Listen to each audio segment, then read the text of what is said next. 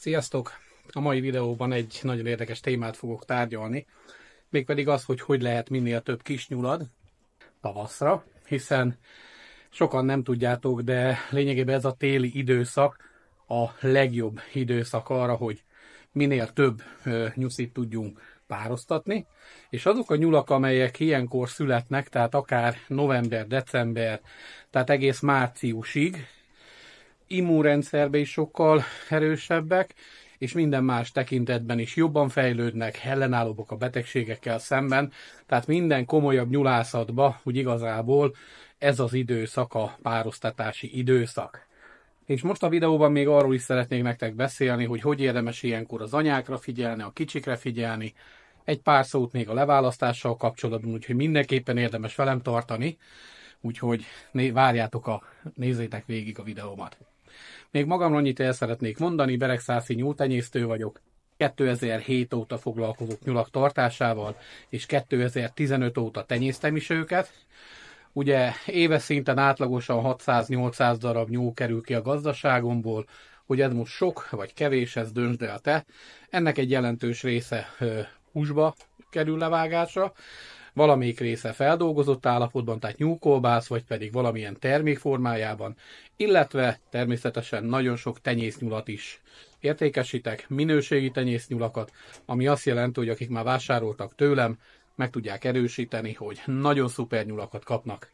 És ami nagyon fontos, hogy most folyik egy játék, egy olyan játék a oldalamon, a csatornámon, hogy mindenki, aki eddig már csatlakozott és taggá vált, és minden új csatornatag és minden új követő részt fog venni a játékban. A részleteket megtaláljátok természetesen egy korábbi videómban.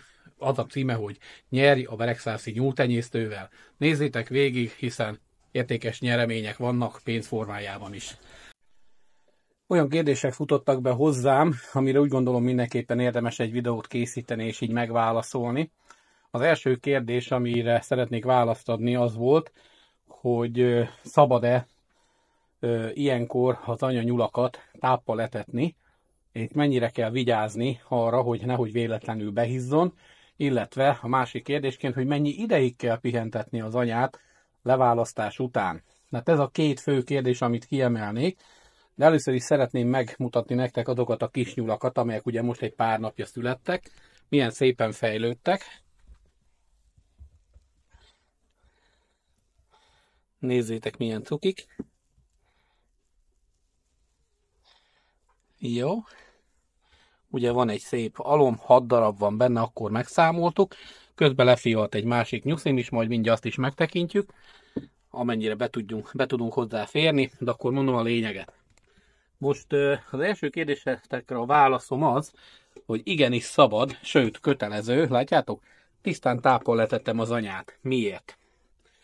Hát elsősorban azért, mivel hogy célom az, hogyha ez az anyanyúl a fialás utáni 30 napon, tehát amikor a kicsik már gyönyörűen esznek, újra bekerüljön pont a 30. napon, ez a nyuszi bekerüljön a vakhoz, és még egyszer legyen fedeztetve. Hiszen, hogyha bekerül a vakhoz, ez durván 3 hét múlva, és újra befedeztetődik, akkor az azt jelenti, hogy január vége fele, várja, hogy is, most van, most egyhetesek, 3 hét múlva, december közepe, tehát január közepe táján hozzávetőlegesen újra le fog fialni. Nézzétek ezeket a pannonanyákat, és nem hiába reklámozom a pannonanyákat, és mutattam a húsba is, meg és a több, hogy milyenek ezek a nyuszik. Ők nagyon szépen fel vannak készülve az anyaságra. Persze be lehet őket hizlalni, ez tény, hogy őket is nagyon könnyű behizlalni, de télen, ha már bepároztattad, akkor nem kell félni azzal, hogy mit adsz neki. Az ételnek, a jó minőségű kajának mondhatom azt, hogy éjjel-nappal előttük kell állni.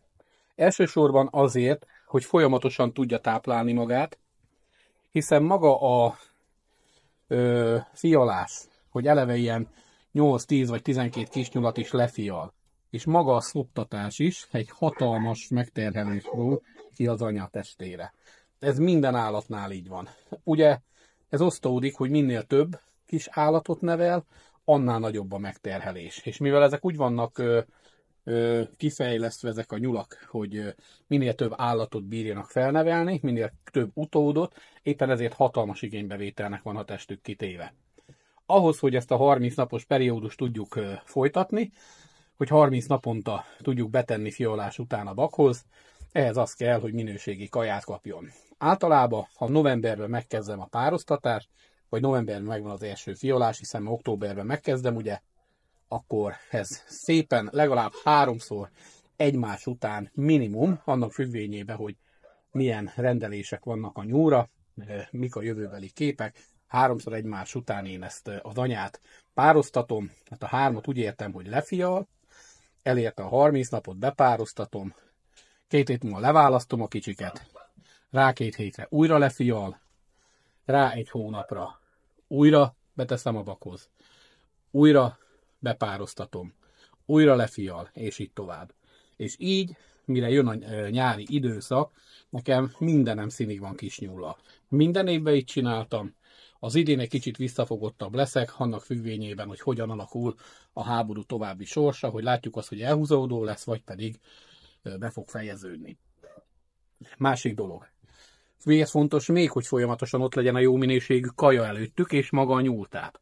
Ugye többször hangoztattam, hogy nem vagyok tápellenes, a jó minőségű tápot nem vetem meg, és pont azért nem vetem meg a jó minőségű tápot, mert látom az eredményét. Ezek a kis nyulak, amikor kibújnak, szükségük van az első naptól kezdve minőségi kajára. Természetesen az anyatejen kívül nekik pótlásra van szükség, tehát szükség van olyan összetevőkre, ami tudja az intenzív növekedés számukra biztosítani. Tehát azt az energiafelvételt, amire szükségük van. Hiszen ezek a kis nyulak, most látjátok, egy pár naposok mindössze, de 90 napos korba már vágásérettek lesznek.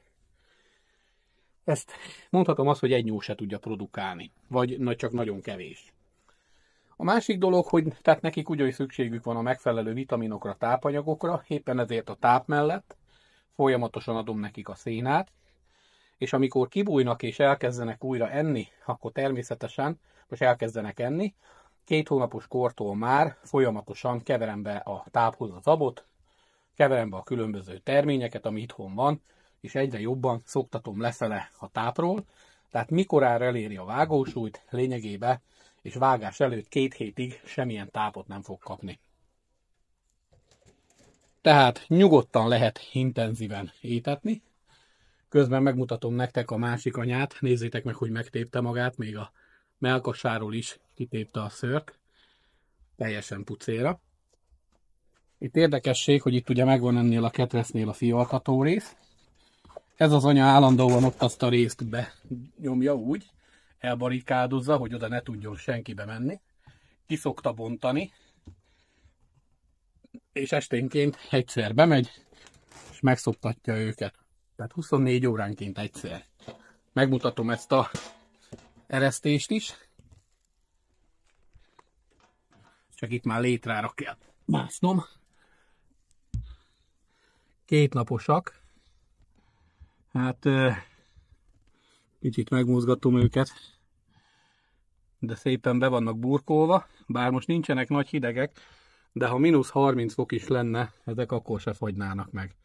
Látjátok, mikor jó az anya, megkeresi a legbiztonságosabb helyet, és szépen oda fog fialni. Mivel tudja, hogy számukra ez a legbiztonságosabb, széltől védett, esőtől védett hely, éppen ezért fial oda. Jó. Következő kérdés. Mikor lehet egy anyát befogni a tenyésztésbe? Ugye, hogyha a pannon anyáimról is, mint elmondtam, hogy általában 3-szor egymás után, de van úgy, hogy 4-szer is befogom őket a tenyésztésbe, intenzíven. De természetesen ez függ attól is, hogy mennyire viseli meg maga a szoptatási időszak, maga a nevelési időszak. Hiszen lehet olyan is, és volt már rá példa, hogy észrevettem, hogy annyira megviselte az anyát az intenzív második pároztatás, hogy mikor megemeltem, az anyanyúl akartam vinni a bakhoz, és éreztem a csontjait. Éreztem a gerincét, éreztem, hogy alig több mint 3 kiló. És ugye egy kifejlett tanyának minimum 4-4,5 kilósnak kell lennie. Tehát éreztem, hogy nem csattan kifele a húsa. Éppen ezért félretettem, és addig pihentettem, míg újra láttam, hogy rendbe szedte magát, újra szépen feszült rajta a bőr, és akkor tettem be a bakhoz. Tehát ezt teljesen egyénileg kell eldönteni, egy német óriásnál, vagy egy lepketorkánál is. Lehet az időszak akár 2 hét, de lehet akár 2 hónap is a pihentetése. Tehát ez egyénileg függ, mert hogyha túl hamar bepároztatjátok, túl hamar beteszitek, egyszerűen tönkreteszitek az anyát, lehet, hogy le fog fialni, de nem fogja tudni úgy nevelni, ami azt jelenti, hogy nem lesz megfelelő a tejtermelése, és hiába szépen fialt, szép egészséges nyulakat nem fogja bírni úgy táplálni, hogy gyönyörűen fejlődjenek, és megfelelő időszakra, például a lepketarka is, vagy a pannonfehér is 90 napos korra nem éri el a 3 kg, 3,5 kg, hanem csak lehet éppen csak, hogy 2 kg lesz, vagy annyi se. Úgyhogy ezek a legfontosabb dolgok, amikre ilyenkor oda kell figyelni.